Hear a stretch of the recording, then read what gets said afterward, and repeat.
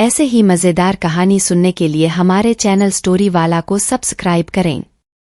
यह कहानी हमारे गांव की है, जहां पर सब खुशहाली से रहते हैं और सभी अपने काम में मस्त लगे रहते हैं। पर यहाँ पर एक भयानक सच ऐसा है जिसके बारे में सभी बात करने से डरते हैं। बात ऐसी है कि गांव से थोड़ी दूरी पर एक खेत है जहां पर कोई नहीं रहता और उस खेत का मालिक और उसका परिवार कुछ भी नहीं है। अब आप ऐसा सोचेंगे कि फिर तो लोगों ने उस खेत पर कब्जा कर लिया होगा।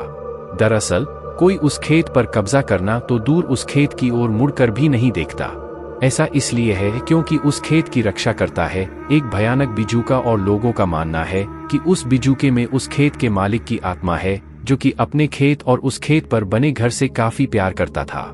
उस आदमी के परिवार में केवल उसकी पत्नी ही थी जिससे वो काफी प्यार करता था और एक दिन उसकी पत्नी एक लंबी बीमारी के चलते मर गई और वो आदमी अकेला हो गया।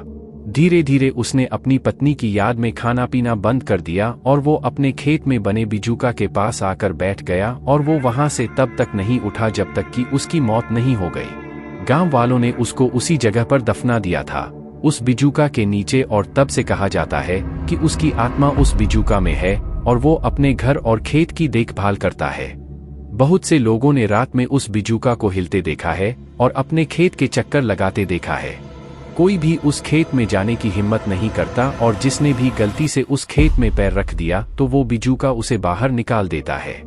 बहुत से शराबी बहुत समय पहले उस खेत में शराब पीने गए और उस खेत में पेशाब किया और दारू पीने लगे तो उनकी महफिल में वो बिजूका भी शामिल हो गया और उसे देखकर सभी शराबियों का नशा उतर गया और सब उस जगह से भाग निकले।